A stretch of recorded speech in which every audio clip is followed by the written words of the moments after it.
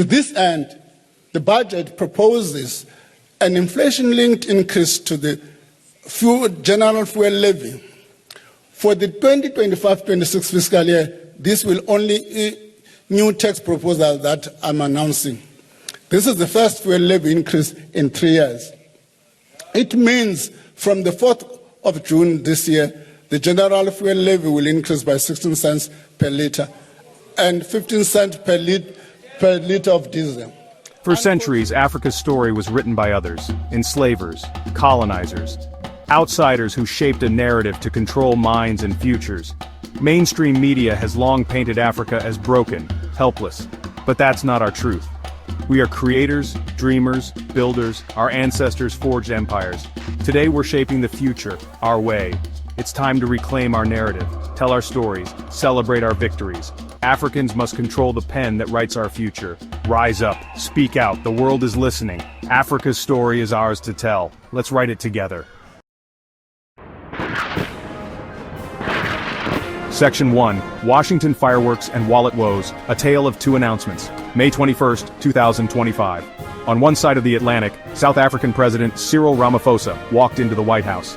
Cameras flashed, reporters jostled. Meanwhile, back in South Africa, Finance Minister Enoch Godongwana delivered the national budget speech. Tucked within it was a significant petrol tax increase. Was this timing a coincidence or a strategic move by the government? This is the big question we will unpack.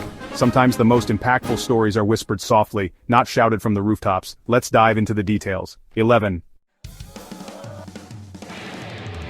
Section 2, The White House Rumble. When presidents don't quite meet minds. President Cyril Ramaphosa arrived at the White House for a 3-hour meeting with President Donald Trump. The air was thick with anticipation. The meeting quickly turned confrontational. Trump brought up controversial claims of white genocide in South Africa. He even played a video montage. Elon Musk echoed Trump's claims. Ramaphosa denied the claims and tried to steer the conversation back to productive topics. The international media lapped up the drama. Headlines screamed of a major crack in U.S.-South Africa relations. Back home, South African media praised Ramaphosa's calm response. 12. Section 3. Meanwhile, back home, the stealth tax man cometh. While the White House drama unfolded, Finance Minister Enoch Godongwana delivered the national budget speech in Cape Town. He announced a notable increase in the general fuel levy. A petrol tax hike is never popular news. Governments often make such announcements quietly. On this day, everyone was focused on Washington, D.C. The petrol tax increase barely made a ripple in the initial media storm. Major domestic policies can sometimes slip through the cracks of public attention. The timing was remarkably convenient for the government. The taxman made his move while the nation was distracted. 11. Section 4. The petrol price punch, feeling it from the pumps to the plate.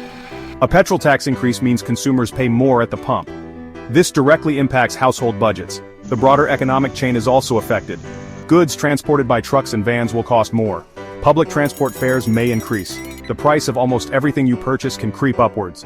The poorest and most vulnerable feel this economic pinch the most. They spend a larger proportion of their income on basic necessities.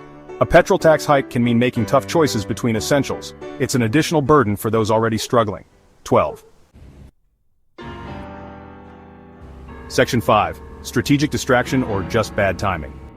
The billion rand question. Was this a planned strategy by the government? Did they time the petrol tax increase to coincide with the Ramaphosa-Trump meeting? It's a well-documented political maneuver. Create a big distraction to slip in an unpopular policy. The optics are highly suspicious. Proving intent is tricky. Governments can claim it was just unfortunate timing, but the practical effect was less public backlash. This episode reminds us to stay vigilant. Domestic policy shapes our daily lives. Sometimes the real story isn't the one making all the noise. His Excellency, the President of the Republic of South Africa, President Cyril Ramaphosa, who, as we speak, is joining us from Washington. We heard there's no shame about it.